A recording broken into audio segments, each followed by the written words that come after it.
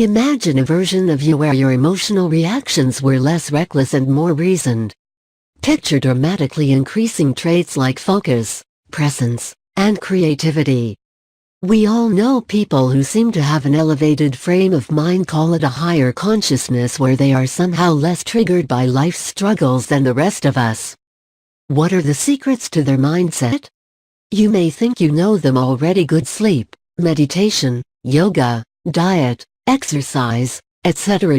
And those are all important, but there are practices people swear by that rarely get mentioned when discussing tips to higher consciousness. Here's 4 tips you might not know much about that can have stunning effects on your happiness, focus, clarity, and emotional self-control. 1. Binaural beats.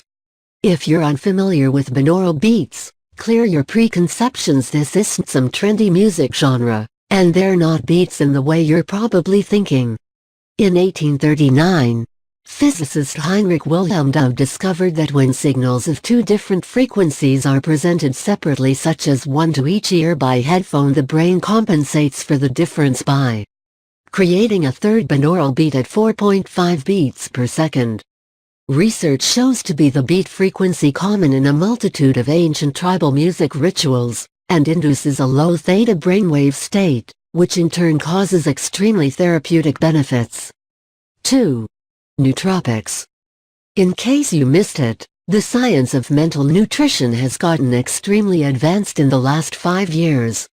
Foods, minerals, vitamins, adaptogenic herbs and nutraceuticals that can improve things like focus, memory, mental energy, and mood are being discovered, combined, and formulated into new supplements that fall into a category called nootropics. These supplement formulations can support the neural pathways of your brain and help you perform at your optimal level. There are several new companies in the space. However, the best-in-class nootropic supplement is a blend called Qualia by a startup biotech company out of San Diego called Neurohacker Collective. They are pushing the cutting edge of neuropharmacology and have a very powerful team of neuroscientists and doctors that researching and developing the product. 3. Anthropologic travel. Everyone knows how restorative a vacation can be. But drinking margaritas under a palm tree doesn't exactly expand your consciousness in a lasting way.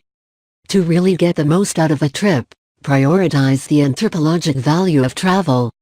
Schedule a trip that doesn't only immerse you in relaxation, but also immerses you in an exotic culture which thinks, communicates, and expresses differently than your own. Forget photo ops or tourist spots.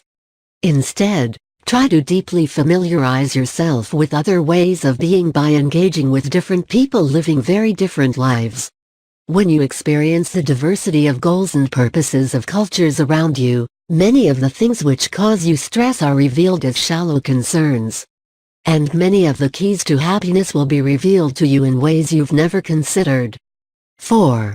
The bicameral model. In 1976, psychologist Julian Jaynes published The Origins of Consciousness and the Breakdown of the Bicameral Mind.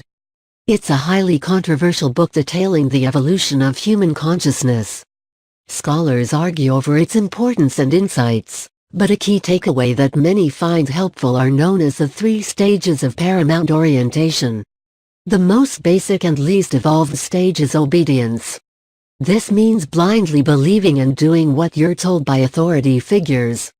The next step up in evolved consciousness is being right. A lot of us struggle at this level. This is where we get into damaging conflicts with loved ones, hurting them and our own reputations due to disagreements over ultimately petty issues. Finally, the most evolved stage is producing desirable results. This is where your ego is willing to concede petty conflicts whether you were right or not in order to keep the main goals of your life, maintaining loving relationships, large career and personal missions, etc. on track. Practice behavior that prioritizes the short list of what you hold dear in life.